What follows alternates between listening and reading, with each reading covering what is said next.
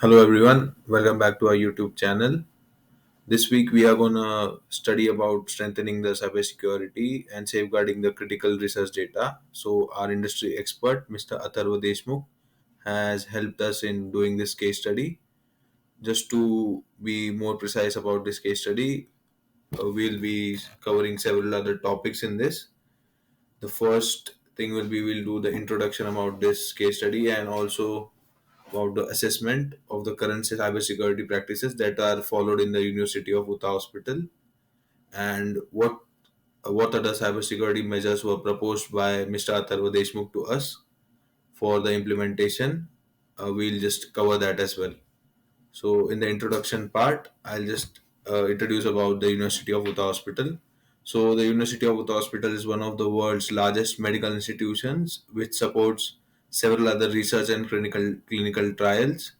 So, just strongly being a good research and clinical trial hospital and a research center, we need to have the data secured properly, and to protect this data and the sensitive research data as well, we'll have to do some of the following cybersecurity measures just to keep it more secured.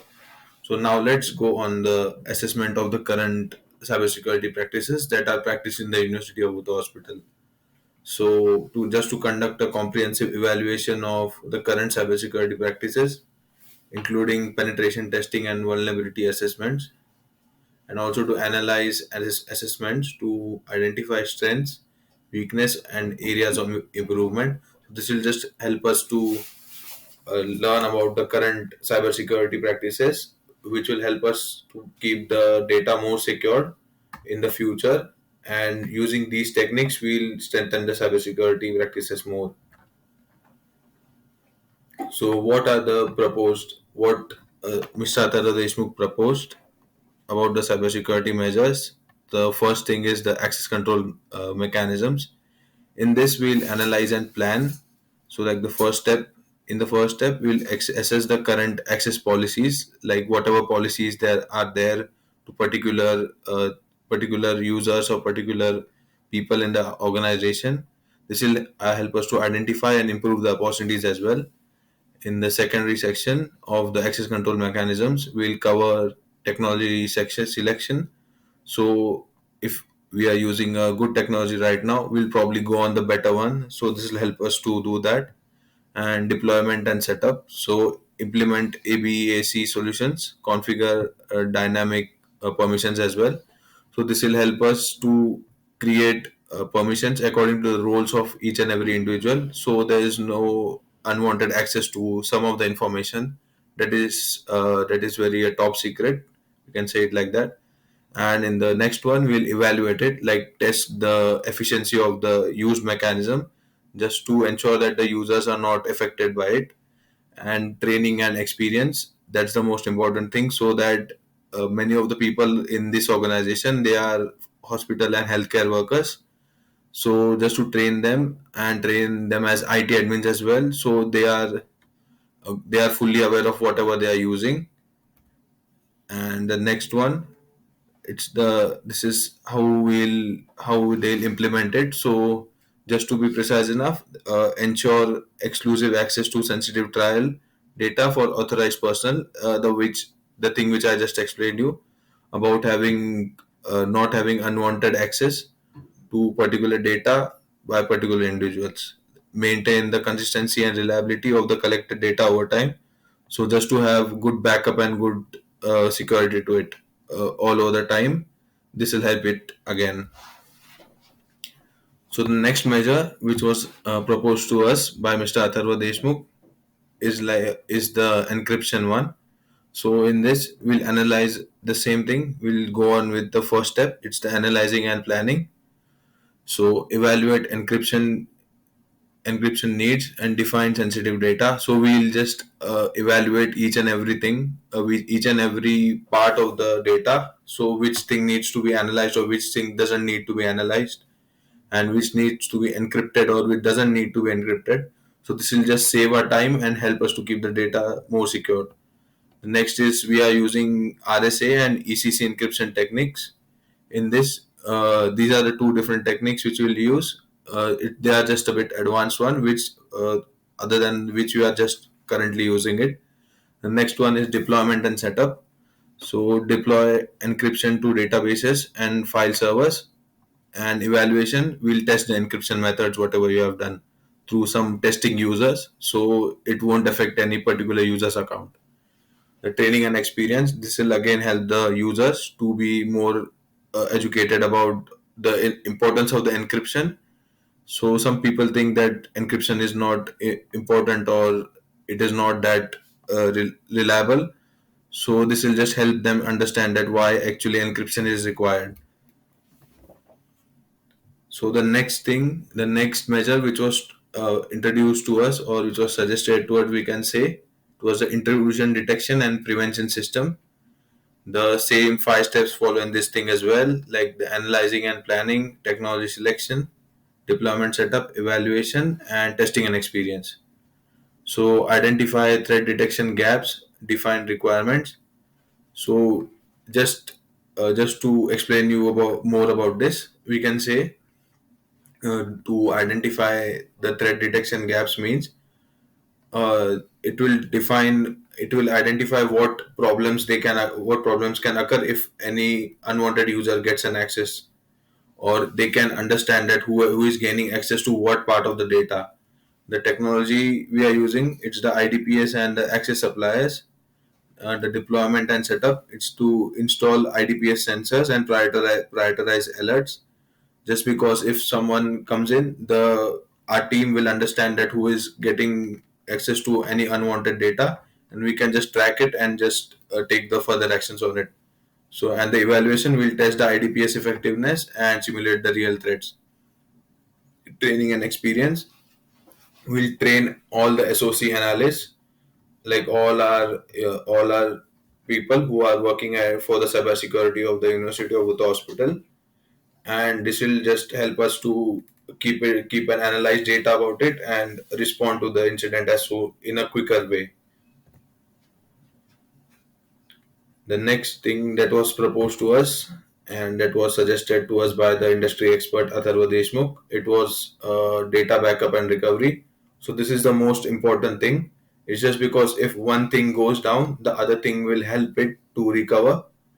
So just imagine we have a server, and we have a redundant server for it. So all of the stuffs in the server is saved in the redundant server as well. So this, if anytime the server goes down, if there is a problem in the server, the redundant one will go up, and you will have a more backup system, and we can recover the original server through the redundant server as well. So in this also we'll do the analyzing and planning, technology selection, deployment and setup, evaluation and training and experience. So in the analyzing and planning, we will identify the data protection gaps and establish the backups that are needed to us.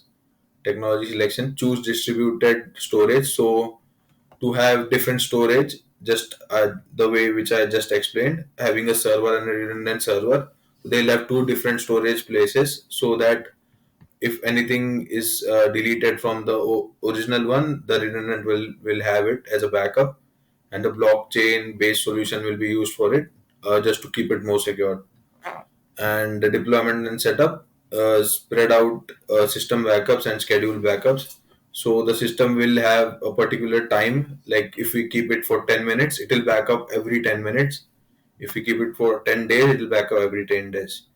And the evaluation will test the process again with the testing user, just to validate the data integrity of it.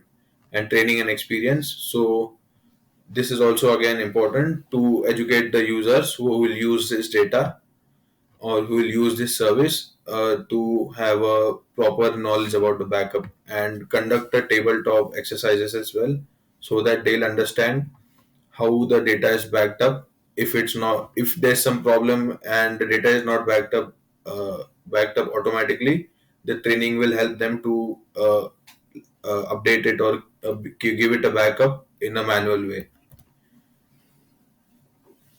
The next one is continuous monitoring and analysis. In this, we'll have the same five plans again. fly steps for the deployment of the service.